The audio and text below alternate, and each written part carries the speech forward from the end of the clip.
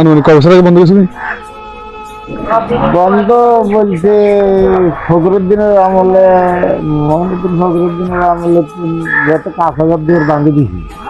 মানে যখন কি উচ্ছেদ করছিল তখন নাকি? যখন ওই যে তখন উচ্ছেদ করছে তখন লোকজন কমে যাওয়াতে বা সদাগর সব চলে যায়। কেভিএম যখন চালু ছিল তখন এখানে একটা জমজমাট বাধা ছিল আর কি। তো চালু হওয়ানো আছে আগের মতো নাই আর কি? না আগের মতো তো নাই। শ্রমিক ট্রান্সফার করে দিয়েছে পিএসসি। ঘটনা তো 7 সালে গেছে। 7 সালের পর থেকে আস্তে আস্তে পতন হয়েছে আর কি? হ্যাঁ আস্তে আস্তে 7 সালের পর থেকে আস্তে আস্তে পতন হওয়া শুরু হয়েছে। হ্যাঁ 7 সালে আগে কিন্তু জমজমাট একটা জায়গা ছিল। জমজমাট মানে সেরকম, মানে আমি তো একসাথে আমলে যখন দেখছি তখন তো এইখানে মানুষ হাঁটা যাবে না।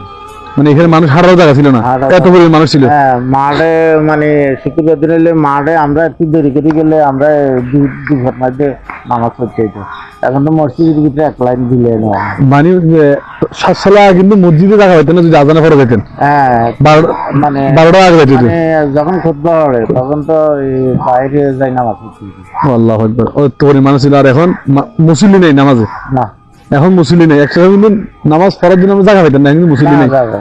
যাই ঠিক আছে, বড় মসজিদ দিত। কত বড় মসজিদ, ঠিক আছে দেখলেন পিলার বিন মসজিদ। দেখ আমরা কথা ভালো লাগলো। আসসালামু আলাইকুম। সব বন্ধ এখানে, সব বন্ধ, সবার কোনো ইয়ে নেই এখানে। আসলে কি বলবো, যেটা নিজের কাছে খুব খারাপ লাগতেছে। হাজার হাজার মানুষের কর্মস্থল, হাজার হাজার মানুষের বসস্থান এইভাবে পরিযুক্ত হয়ে আছে। আল্লাহ আকবার।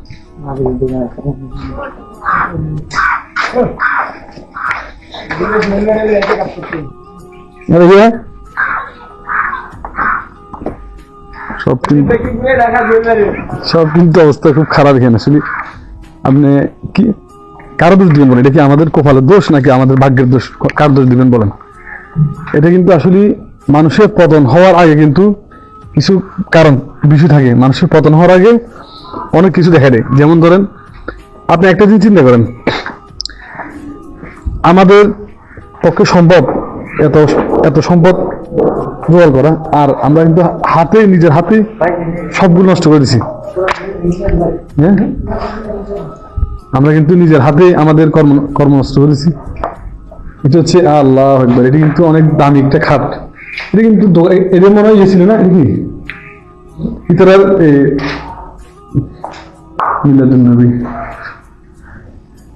এই খাটটার বয়স হয়তো আমার চেয়ে বেশি হবে আর কি।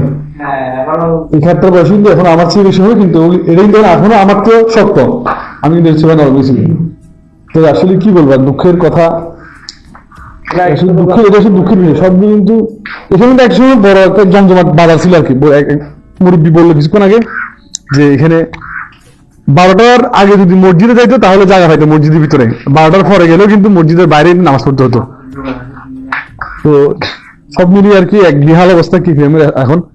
আমার কিন্তু অনেক ভাই নক করছিল যে কেভিএমের মার্কেটটা একটু আমাদের যদি একটু দেখাইতেন আমরা খুশি হতাম আর কি। অনেক ভাই দূর প্রবাসে থাকে বা এক একজন এক এক জায়গায় চলে গেছে, তো ওনাদের দেখা হয় না। ওনাদের কিন্তু অনেক স্মৃতি এইসব মাঠে এইসব কেপিএম এর মধ্যে জড়িয়েছিল। তো এখন আর নাই আর কি, কেপিএমটা বন্ধ হয়ে গেছে, ওনারাও চলে গেছে।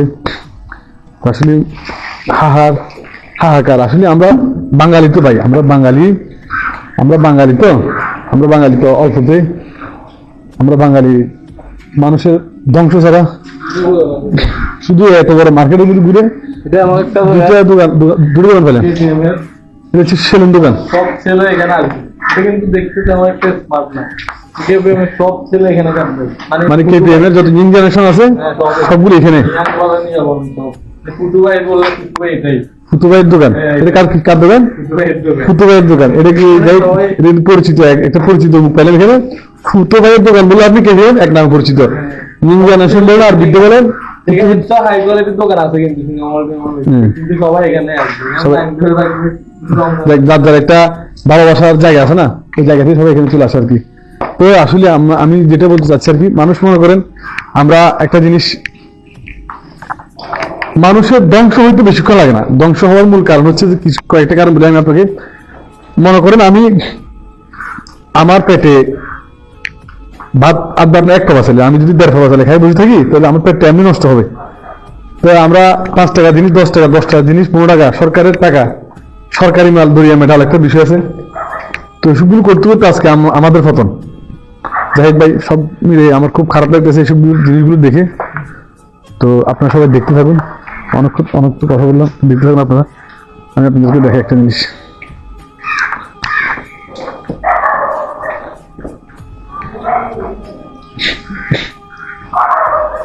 এর তো বাদ দিকে মন লাগাবে না, আর কিছু নাই, মানে দূরে দিকে লাগে না, ভিতরে না একটু দেখা যাবে।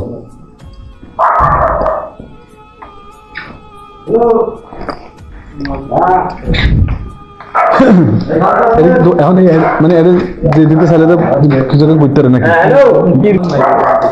কারণ নাই না না মনে হচ্ছে জানতে পারে আমি দেওয়ার ভিতরে তো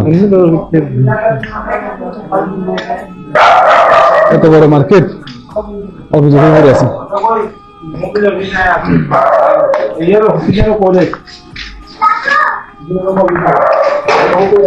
এত বড় মার্কেট আপনার অভিযোগ করে আছে। একটা সময় এখানে লাখ টাকা দিলে আপনি একটা দোকান ভাড়া পাইতেন না। একটা সময় এখানে লাখ টাকা দিলে আপনি একটা দোকান ভাড়া পাইতেন না। আর এখন লাখ টাকা তো অনেক দূরে থাক, এখন এখানে কুকুর গরু ছাগল শুয়ে থাকে। এই একটা অবস্থা আর কি। সবগুলো হচ্ছে মানুষের কামাই, ধ্বংস হওয়ার আগে কিন্তু সব মানুষের কামাই এগুলো।